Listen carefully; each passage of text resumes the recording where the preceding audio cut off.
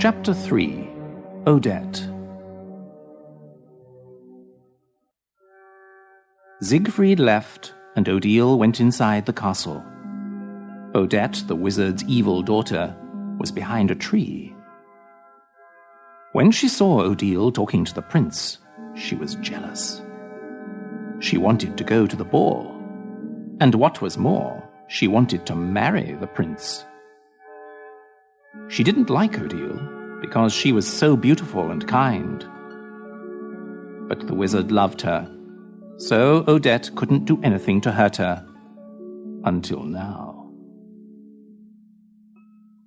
Odette went to the wizard's room, but he was not there.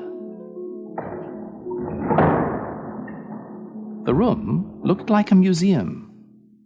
There was an Egyptian statue against one wall, and large aquariums full of strange fish. On a table stood many different colored bottles. Odet opened one of the bottles. Smoke came out of it.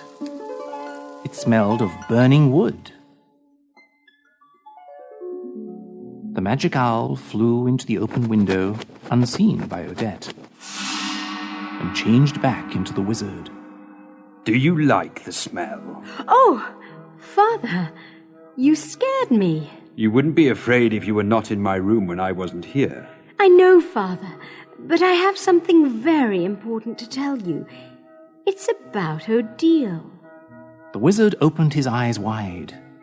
He was a tall man, with a long white beard and long white hair.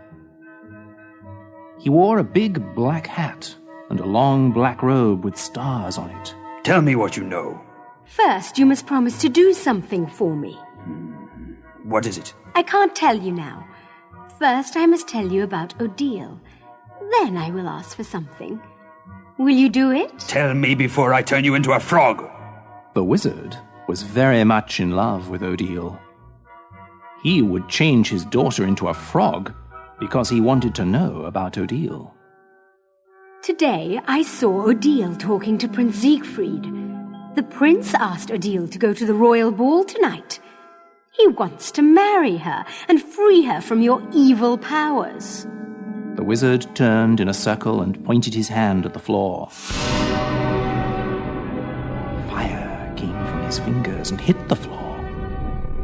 The whole castle shook. I should have destroyed the prince today when I saw him with Odile. You saw him too? Yes, at the lake. I attacked him, but I was only a noun. Odile knew this and she left him. He must have followed her here. Oh, yes, Father. And he is so handsome. You should see his face. Silence! The wizard turned himself into a large stone ball. He threw himself against the walls, making the castle shake again. Alone in her room, Odile felt the castle shaking. She hid her head under a pillow on her bed. She hated it when the wizard got angry. The wizard changed back into himself in his room. Now, Father, you promised you'd do something for me. I never promised you anything. Oh, Father, I want to go to the ball. I want to marry the prince.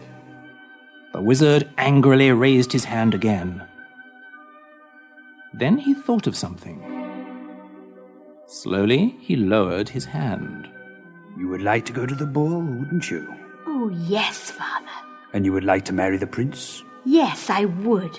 Then you will. And he will think that you are Odile. Oh, Father, what a wonderful idea. She put her arms around him. His body was cold as stone, and his eyes were filled with fire.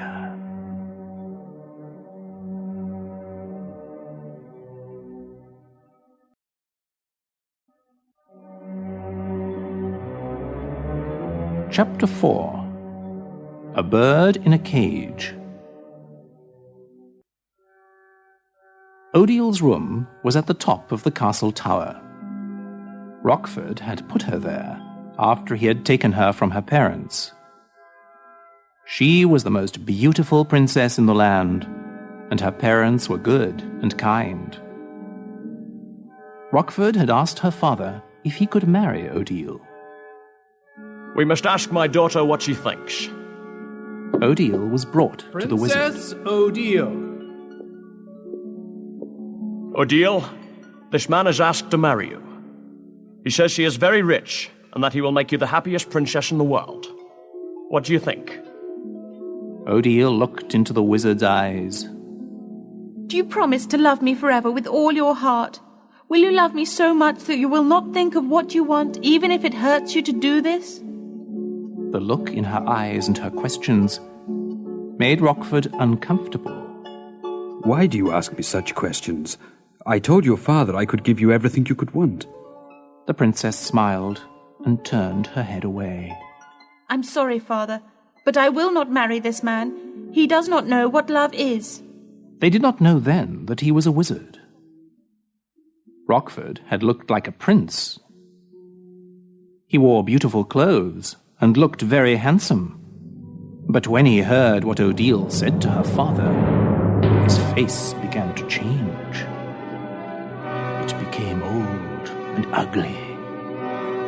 His clothes changed from blue to black. You don't know what you're saying, you silly girl. I do not have to ask for what I want. I am a wizard. I can do anything I please. He waved his hands through the air, and a fire started in the castle where the princess and her parents lived. He had turned Odile into a small bird in a cage and carried her to his castle where he locked her up in a tower. The entire kingdom was destroyed by this fire, and her parents were killed.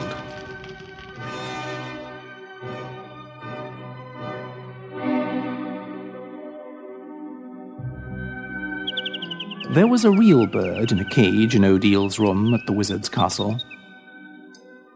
The wizard had put it there so that Odile would remember the power he had over her. He only let her leave the castle as a swan, because he did not want other men to fall in love with her. At night, she stayed in her room, talking to the bird, who was her only friend.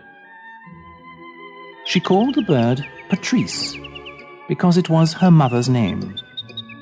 Oh, Patrice, what should I do? The ball is tonight and I am a prisoner here. I believe the prince loves me with all his heart. I saw it in his eyes. He loved me even as a swan. The bird began moving its wings wildly. It always knew when something horrible was about to happen. What is it, Patrice? What are you afraid of? Odile heard keys in her locked door. She put the bird and its cage behind a curtain, because she did not want the bird to see what was about to happen.